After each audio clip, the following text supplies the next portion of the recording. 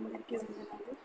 అనుదిన వాక్యంలో భాగంగా ఈరోజు ధ్యానించుకునే అంశము సిలువలో పలికిన 7వ మాట. లూకా సువార్త 23వ అధ్యాయము 46వ వచనము. అప్పుడు యేసు గొప్ప శబ్దంతో కేక వేసి, తండ్రి, నీ చేతికి నా ఆత్మను అప్పగించుకొనుచున్నానెను. ఆయన ఈలాగు చెప్పి ప్రాణము విడిచెను. యేసుక్రీస్తు ప్రభుల వారు సిలువలో తన ప్రాణం పెట్టి రక్తము కార్చిన తర్వాత ఆయన చివరిగా ఏం చేస్తున్నాడంటే గొప్ప శబ్దముతో కేక వేసి, అప్పుడు యేసు గొప్ప శబ్దముతో కేక వేసి, అప్పుడు అనే దానికి పైన చూసినట్లయితే సూర్యుడు అదృశ్యుడాయను, గర్భాలయపు తెర రెండుగా నడిమికి చినిగెను అంటే చూడండి. యేసుక్రీస్తు ప్రభుల వారు పరలోకం నుండి మానవాళి క్షమాపణ కొరకై ఆయన భూమిపైకి దిగివచ్చి 3.5 సంవత్సరములు సువార్త ప్రకటించి తర్వాత తండ్రి చిత్తానుసారంగా సమస్త మానవాళి పాపరక్షణ కొరకై ఆయన సిలువలో బలియాగంగా తన ప్రాణముని పెట్టిన తర్వాత ఆయన ఇంకా లాస్ట్గా ఎప్పుడు ప్రాణం విడిచాడు అంటే ఆ గర్భాలయంలో ఉన్న తెర నడిమికి చినిగిన తర్వాత. ఏమిటి గర్భాలయపు తెర? అందులోనికి ఎవరు వెళ్తారు? దాని యొక్క ఉద్దేశం ఏమిటి అని మనం ఆలోచించినట్లయితే ఈ గర్భాలయపు తెర నిర్గమకాండ గ్రంథంలో 23వ అధ్యాయంలో ఉంటుంది. ఇక్కడ అది పరిశుద్ధ స్థలాన్ని అతి పరిశుద్ధ స్థలాన్ని వేరుపరిచేదిగా ఆ తెర ఉంటుంది. ఆ తెర లోపలికి కేవలం ఒక ప్రధాన యాజకుడు మాత్రమే వెళ్ళవలసి ఉంటుంది. అభిషేకించబడిన ప్రధాన యాజకుడు ఆ పాప క్షమాపణ నిమిత్తమైన రక్తమును పట్టుకొని ఆ అతి పరిశుద్ధ స్థలంలోనికి ప్రవేశిస్తాడు. అంటే కేవలం సామాన్యమైన మానవులు అందులో అడుగుపెట్టడానికి వీలు లేదు. కాబట్టి దేవుడు సమస్త మానవాళిని తండ్రితో ఐక్యపరచుటకు, దేవునితో మనకు సహవాసం ఏర్పరచుకున్నటకు ఏదైతే అడ్డుగా ఉన్నదో ఆ పరిశుద్ధ స్థలానికి అతి పరిశుద్ధ స్థలానికి మధ్యలో ఉన్న ఆ తెర యేసుక్రీస్తు ప్రభుల వారు సిలువలో రక్తాన్ని బలియాగంగా అర్పించడం వల్ల అది చినిగిపోయిందండి. లూకా సువార్త 23వ అధ్యాయము 45వ వచనంలో సూర్యుడు అదృశ్యుడాయను, గర్భాలయపు తెర నడిమికి చినిగెను అంటే తండ్రి అయిన దేవునికి మానవులందరికీ మధ్యలో ఉన్న ఆ తెర చినిగిపోయిన తర్వాతనే దేవుడు తన ప్రాణమును విడిచాడండి. అంతవరకు ఆయన సిలువలో తన ప్రాణాన్ని దేవునికి అప్పచెప్పలేదంట.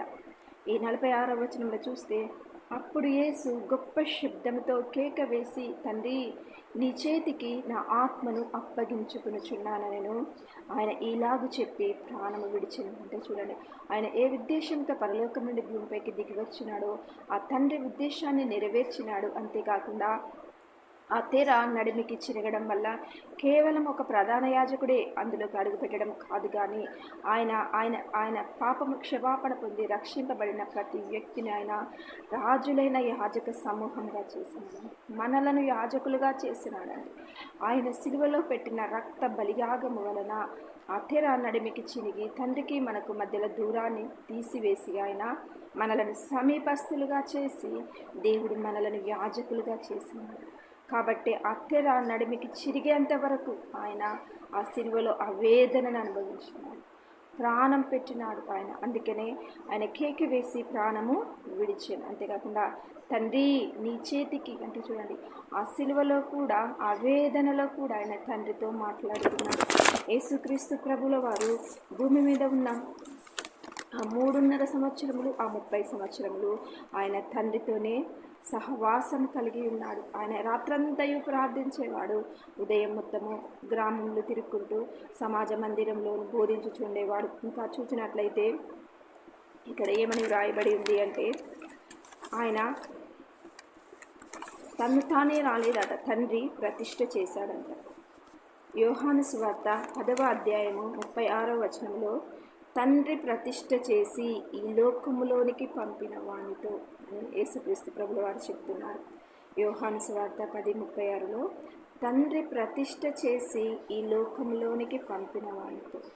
ఆయన పరలోకంలో ఉన్నప్పుడు దేవుడు యేసుక్రీస్తు ప్రభుల వారికి ప్రతిష్ఠ చేసి ఈ లోకంలోనికి పంపాడంట. ఊరికనే దేవుడు పంపలేదంట, ప్రతిష్ఠించుకున్నదంట. సర్వమానవాళిని రక్షించడానికి నువ్వు భూలోకానికి వెళ్ళాలని ప్రతిష్ఠ చేసి యేసుక్రీస్తు ప్రభువుని ఈ లోకంలోనికి పంపినాడంట.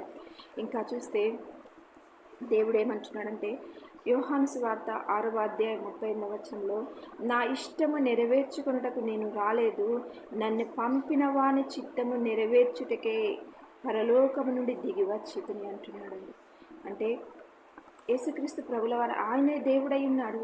ఆయన ఇష్టం చెప్పున ఏది చేయడంట. ఆ తండ్రి చిత్తాన్నే నెరవేరుస్తాడంట. ఇంకా చూస్తే యోహాను సువార్త 8:27 నన్ను పంపినవాడు సత్యవంతుడు, నేను ఆయన వద్ద వినిన సంగతులే లోకమునకు బోధించుచున్నానని చెప్పెను. చూడండి, నన్ను పంపినవాడు సత్యవంతుడు, నేను ఆయన యొద్ద వినిన సంగతులే లోకానికి బోధించుచున్నానని చెప్పెను. అంటే చూడండి, యేసుక్రీస్తు ప్రభుల వారు తన సొంత మాటలు ఏదీ చెప్పలేదంట. ఆ రాత్రంతా ఆయన దగ్గర ప్రార్థించినప్పుడు, ఆయనతో సహవాసం చేసినప్పుడు ఆయన ఏదైతే మాట్లాడినాడో ఆయన యొద్ద విన్న సంగతులే. చూడండి, తన సొంతగా ఏది కల్పించుకోలేదంట. ఆయన యొద్ద వినిన సంగతులే నేను లోకమునకు బోధించుచున్నాను. తన సొంత ఆశలు, తన సొంతం ఏది యేసుక్రీస్తు ప్రభుల వారు చెప్పలేదంట. తండ్రి యొద్ద వినిన సంగతులే బోధిస్తున్నాడంట. ఇంకా చూస్తే ఇదే యోహాను సువార్త 8:28 నా అంతట నేనే ఏమీ చేయక తండ్రి నాకు నేర్పినట్లు ఈ సంగతులు మాట్లాడుచున్నాననియు మీరు గ్రహించదురు. చూడండి, తన తండ్రి దగ్గర ఒక నేర్చుకునే వ్యక్తిగా ఉన్నాడు, నేర్చుకునే బిడ్డలా ఉన్నాడు. తండ్రి నాకు నేర్పిన సంగతులే నేను మాట్లాడుతున్నా అంటున్నాడు. నా ఇష్టం వచ్చినట్టు నేను మాట్లాడడం లేదంటున్నాడు. ఇంకా చూస్తే తండ్రి యేసుక్రీస్తు ప్రభుల వరకు ముద్ర వేసినాడంట. యోహాను సువార్త 6:27 క్షయమైన ఆహారము కొరకు కష్టపడకుడి గాని నిత్య జీవము కలుగజేయు అక్షయమైన ఆహారము కొరకే కష్టపడుడి, మనుష్య కుమారుడు దానిని మీకిచ్చును. ఇందుకై తండ్రి అయిన దేవుడు ఆయనకు ముద్ర వేసి ఉన్నాడు అని చెప్పాను. అంటే చూడండి, తండ్రి అయిన దేవుడు యేసుక్రీస్తు ప్రభుల వారికి ముద్ర వేసి ఉన్నాడంట, ఆయన ఆహారమును మనకి ఇవ్వడానికి. ఇంకా చూస్తే యోహాను సువార్త 8:42 నా అంతట నేనే వచ్చి ఉండలేదు, ఆయన నన్ను పంపెను. అంటే చూడండి, తండ్రి పంపినాడు కాబట్టే నేను వచ్చిన్నాను అంటున్నాడు. ఇంకా చూస్తే 8:38 నేను నా తండ్రి యొద్ద చూచిన సంగతులే బోధించుచున్నాను. చూడండి, ఆయన తండ్రితో అంత అన్యోన్యమైన సహవాసంలో ఉన్నాడు. నన్ను పంపిన వాని చిత్తము నెరవేర్చుటయు ఆయన పని తుదముట్టించుటయు నాకు ఆహారమై ఉన్నది. అంటే చూడండి, యేసుక్రీస్తు ప్రభుల వారు ఆయన భూమి మీద ఉన్న 33 సంవత్సరములు తండ్రి మహిమను వెతికిన వాడిగా ఉన్నాడు. తండ్రి మహిమ కొరకు ప్రయాసపడిన వాడుగా ఉన్నాడు. తండ్రి చిత్తాన్ని నెరవేర్చుకున్న వాడుగా ఉన్నాడు. కాబట్టి ఆయన సిలువలో ఆఖరిగా కూడా తండ్రి నా ఆత్మను నీకు అప్పగించుకున్నానని తండ్రిని పిలిచి తండ్రి ఆత్మను అప్పగించి ప్రాణమును విడిచి తన ఆత్మను దేవునికి అప్పగించుకున్నాడు. మరి మనమేం అప్పగించుకోవాలి దేవుడికి? ఇంకా చూసినట్లయితే ఈ కీర్తనలు 37:5 ఈ మార్గమును యెహోవాకు అప్పగించుము, ఆయన యందు నమ్మకయించుము, ఆయన కార్యము చేయును. తండ్రి యేసుక్రీస్తు ప్రభుల వారు తండ్రికి తన ఆత్మను అప్పగించుకున్నాడు. భూమి మీద మనం నివసిస్తున్న మనమేమి చేయవలసిన వారం ఉన్నామంటే మన మార్గములను దేవునికి అప్పగించుకోవాలి. రోమా పత్రిక 12:1 కాబట్టి సహోదరులారా, పరిశుద్ధమును దేవునికి అనుకూలమైన సజీవ యాగముగా మీ శరీరములను ఆయనకు సమర్పించుకొనని దేవుని వాత్సల్యమును బట్టి మిమ్మను బతిమాలుకొనుచున్నాను. మనం సజీవ యాగముగా ఆయనకు అప్పగించుకోవాలి, సమర్పించుకోవాలి. ఇంకా చూస్తే రోమా పత్రిక 6:13 మరియు మీ అవయవములను దుర్నీతి సాధనములుగా పాపములకు అప్పగింపకుడి, అయితే మృతులలో నుండి సజీవులమనుకొని మిమ్మును మీరే దేవునికి అప్పగించుకొనుడి. మీ అవయవములను నీతి సాధనములుగా దేవునికి అప్పగించుకోండి. మనం యేసుని ప్రేమిస్తున్నాము, యేసయ్య మార్గంలో నడుస్తున్నాము. అయితే యేసుక్రీస్తు ప్రభుల వారు తండ్రికి తన ఆత్మను అప్పగించుకున్నట్టుగా మనమేం అప్పగించుకోవాలంటే మన మార్గంలో ఆయనకు అప్పగించాలంట, సజీవ యాగంగా ఆయనకు సమర్పించుకోవాలంట. ఇంకా చూస్తే మనల్ని మిమ్మును మీరే దేవునికి అప్పగించుకోండి. ఆయన ఎలాగో తండ్రికి అప్పగించుకుని తండ్రి మహిమ కొరకు ఎదురు చూసినాడు, ప్రయాసపడ్డాడు, తండ్రి చిత్తాన్ని నెరవేర్చినాడు, తండ్రి కొరకే నిలబడ్డాడు, తండ్రి యుద్ధ విన్న సంగతులే బోధించినాడు. మనం అలాగే ఆయన మనకు మాదిరి అయినాడు కాబట్టి మనం ఆయన స్వరూపము, ఆయన పోలిక చొప్పున ఉన్నాం కాబట్టి మనం కూడా ఈ భూమి మీద మనల్ని మనం దేవుడికి అప్పగించుకునే వారిలాగా ఆయన మహిమను ప్రతిబింబింపజేసేవారిలాగా ఉండాలని కోరుకుంటూ ఈ కొద్ది మాటలు దేవుడు మన వినికిడిలో దీవించుకుంటారు. ప్రైజ్